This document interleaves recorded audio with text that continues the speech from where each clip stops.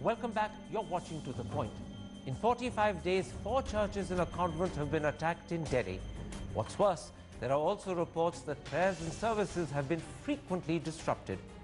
Now, all of this is happening against a heightened background of conversions targeting Christians in particular.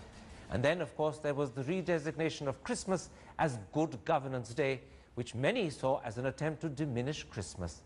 So how does the Catholic Church respond to what's happening?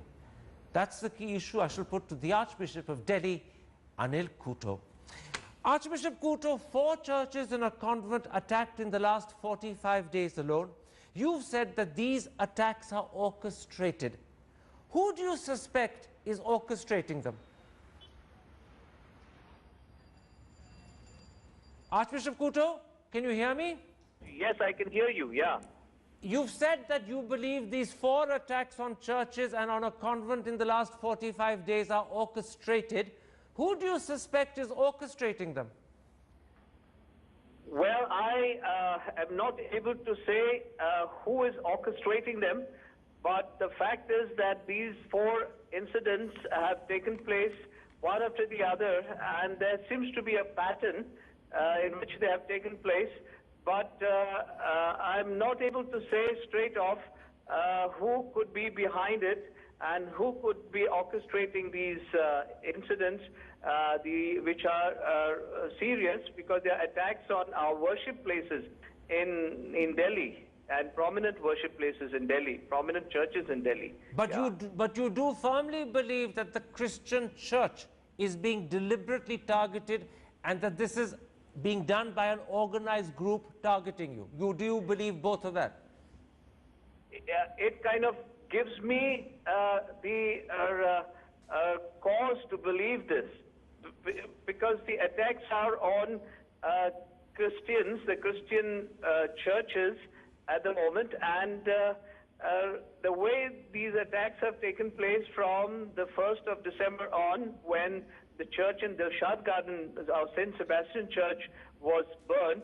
And after that, the series of incidents, one after the other. The church in Jasola, Okla, also was stoned. And then on the 3rd of this month, our crib at the church in Rohini was also burnt. And then now, yesterday, the incident at Vikaspuri, Our Lady of Grace's Church. So all this makes me feel that there may be a plan. I don't know who is behind it, who has contrived the plan, who could be behind it. Very, very difficult for us to say, but okay. Looks to be an organized group, definitely. Now, Yeah. it seems there's something else that's happening that perhaps hasn't got much attention in the press so far.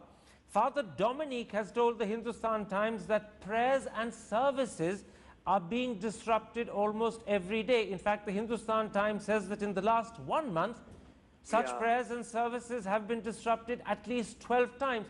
What sort of disruption are we talking about? What Father Dominic mentioned, certainly he has better information about it. Disruption of services within the country, probably not definitely in Delhi, but in certain places where Christians gather together for worship, and sometimes those worship services are disrupted, and the pastor is taken to the police station and so on, and sometimes false cases being registered against the pastor, and the people are not allowed to worship anymore.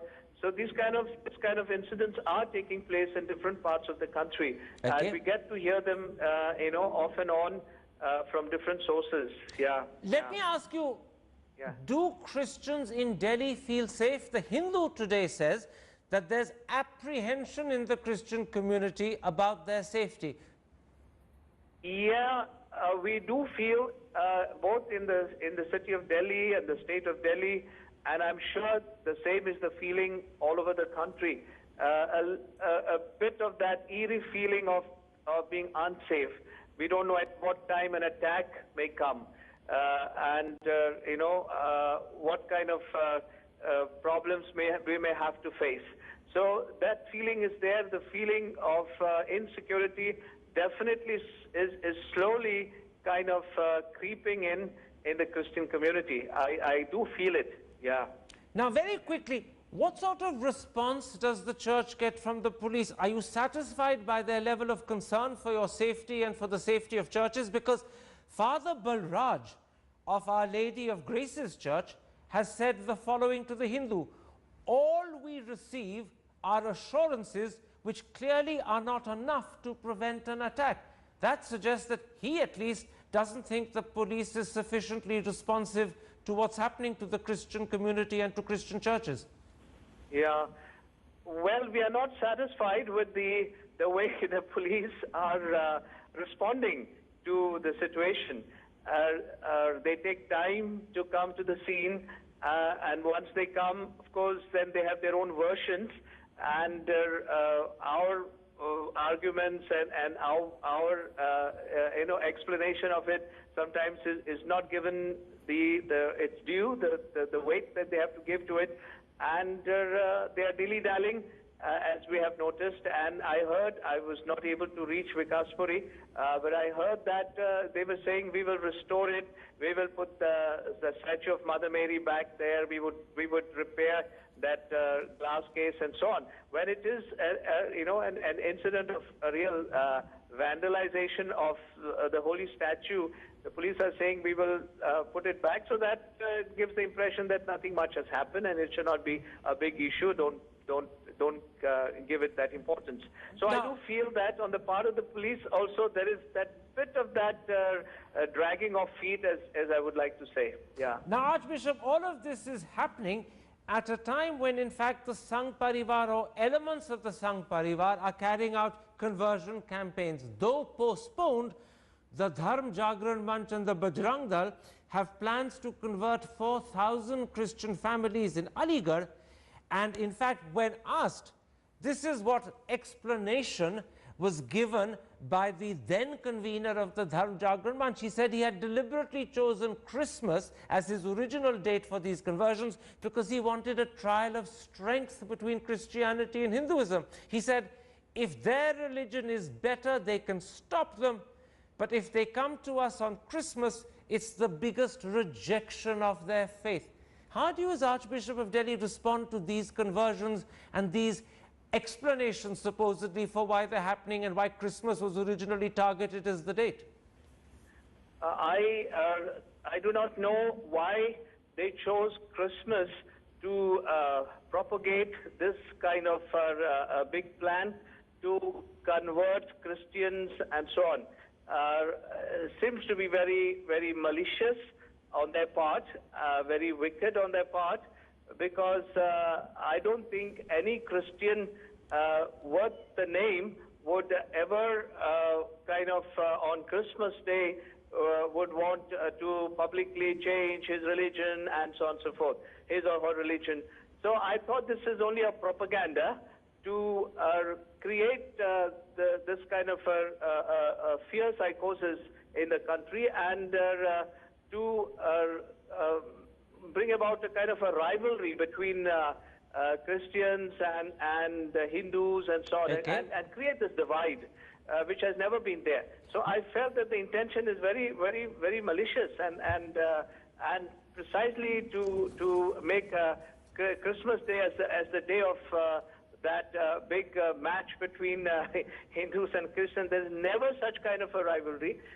Never is there such kind of a competition, and there is no question of superiority and inferiority among religions, and we have lived in absolute harmony here all the time, respecting each other, loving each other, and to bring about this idea and to inject this and to make it so public in the media, I felt that this has some other motives, ulterior motives.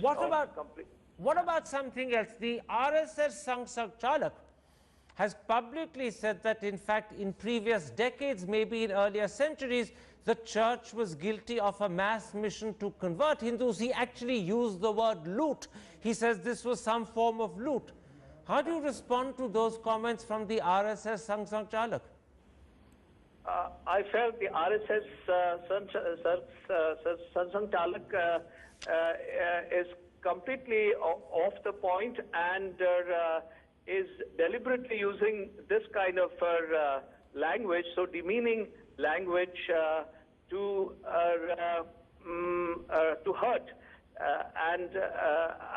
I would say this kind of language should never be used when we are talking about religion, because religion is not simply a matter of conversion. It's a matter of your religious experience. It's a matter of communion with God. It's a matter of entering into the mystery of salvation. Okay. And to say that it is a loot and so on, I felt speaks for the man and what is going on in his mind and in his heart. I totally denounce this kind of language, and I felt that, the earlier it is stopped, and from a man of his stature, the better it is, and we should try our best from all fronts and from all quarters to make sure that this kind of language doesn't carry on. Now, Archbishop, the other thing that happened is that the government suddenly decided to designate Christmas as Good Governance Day, because Christmas, December the 25th, happens also to be Atal Bihari Vajpayee's birthday. Many people felt that that was done as a deliberate attempt to diminish Christmas, perhaps to even denigrate it. As Archbishop of Delhi, how did you respond to that redesignation of Christmas, the holiest day in the calendar for Christians, as Good Governance Day? Well, we did our best to protest against it, and we, of course, got a chance also to go to the media, registering our protest with the government that the holiest day for Christians on their calendar, that is Christmas, the birthday of our Lord Jesus Christ, to be announced as Good Governance Day on the part of the government was something which was absolutely wrong and motivated. So we did our best to impress on the government, to impress on as many people as possible, including the Prime Minister. Well, I felt that it clearly shows an agenda that that particular day, which always used to be a holiday, where people were given their chance to spend their time in the church, to worship, and all citizens of the country would celebrate it. They also would have the chance to visit the churches and to spend time at home with the family and so on, was announced as a Good Governance Day, was not at all right on the part of the government. Clearly shows an agenda, clearly shows a motive. Can I interrupt? You say it clearly shows an agenda, it clearly shows a motive. What sort of agenda or motive do you suspect? Give me a short, sharp answer. I suspect the motive is to sideline, to marginalize the minorities, and in this particular case, the Christians. And to show that their feast doesn't matter to us. It is not of any importance because they are a minority. And you're saying that, and the ideology. Yes. You're suggesting that this motive, this agenda to marginalize the minorities is a motive and agenda from the government? Well, the government it's the government that announced the Good Governance Day, and so the entire agenda is of the government, and starting from the Prime Minister himself. So that's it. It's very clear that it is their agenda, and they are imposing it on the whole country. You said starting from the Prime Minister himself. So you believe that Mr. Modi is, in a sense, behind this entirely? Well, if not, of course, it is without the Prime Minister's approval, it cannot happen. So definitely, there is that if not direct, at least tacit approval is there on the part of the Prime Minister to allow Christmas to be celebrated as a Good Governance Day, and the real and the full meaning of Christmas to be eclipsed. Yeah. Now, yesterday in the press release you issued regarding the 4 churches and a convent that have been attacked in the last 45 days, you said you were saddened by the fact that the Prime Minister was silent. You said you expressed concern at his silence. In fact, the truth is, even earlier in December, when conversions were happening or being threatened, the Prime Minister was completely silent. How distressed are you and how worried are you by the Prime Minister's silence on these issues? Well, I would not want that the Prime Minister should make statements for every incident that takes place. But what I would certainly want to say, and there's a concern, is what is happening in the country, the whole climate at this moment in the whole country, because we have been hearing of this kind of incidents where Christians were targeted right from the beginning itself of this new government taking over. And that is what is distressing. And when the issue of this Ghar Wapsi and conversions was being discussed in the parliament, we would expect that the government, our Prime Minister, would say a word so that the insecurity on the part of the minorities is taken away and their anxiety is put at rest. So we would expect, therefore, that the Prime Minister should say a word in defense of the Constitution. That's what we were looking for, in defense of the secular nature of our Constitution, the secular ethos of our country. So now, that is precisely what we were looking for, and the silence still is distressing. Do you therefore feel more than disappointed by the Prime Minister? Do you, in a sense, feel let down as Indian citizens? Pardon me, I didn't get you. I said, do you feel more than just disappointed? Do you feel let down by the Prime Minister as Indian citizens? Yes, at least I would feel definitely as an Indian citizen being let down, yes, by the Prime Minister and his government. Yeah, to some extent, I wouldn't say, but it's like the beginnings. You see the signs of what is going to come. Well, in fact, it's the beginning, as you call it, and the signs of what is going to come that I want to move towards very quickly. Do you fear that with the BJP having a majority in the Lok Sabha already and increasingly winning power in states as state elections happen and targeted to win a majority in the Rajya Sabha by 2016, that the mood and atmosphere in India is shifting markedly against the minorities? Do you fear that? I fear that. I really fear that, yeah. And it happens because the moment they come to power, we can see how the target is the minorities most of the time. I do fear that, yes. Yeah. One other question, Archbishop. Unfortunately, whether we're talking about the attacks on churches, whether we're talking about conversions, whether we're talking about the redesignation of Christmas as Good Governance Day, we haven't heard a word of concern, leave aside criticism, from either Sonia Gandhi or Rahul Gandhi.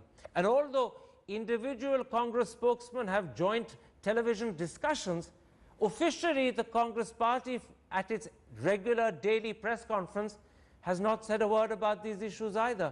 So do you think that you're not getting the support you feel you want and need from Congress? Yes, I would feel that silence also is intriguing. I do not know whether they are tacitly approving of what's happening in the country at the moment, because I would expect that some from our responsible leader and definitely President and Vice President of the Congress Party, definitely some statement should have come against what is happening in the country at the moment, and in defense of, I would say, the Constitution and the democratic ethos of our country. Yeah. My last question, Archbishop Couto, is this therefore looking like a bad time to be a Christian in India? Well, I wouldn't go to that extent. I would say it's a challenging time because Christians do not consider any time as bad. We have the strength of the Lord and His Spirit with us, and every such situation is a challenge and a greater opportunity, I would say, to witness to our faith. So I wouldn't call it bad, but I would say it's a time, maybe even a God-given opportunity to be greater witnesses to the gospel of our Lord Jesus Christ and His kingdom. Archbishop Couto, thank you very much for speaking to the point. My apologies that the Archbishop couldn't be with us in studio. I'm afraid he was stuck in Delhi traffic. Delhi traffic sometimes in the evening can be horrific. Unfortunately, tonight was. But we were lucky that phone line was crystal clear. There we end this particular episode. If you have been, thanks for watching. Goodbye.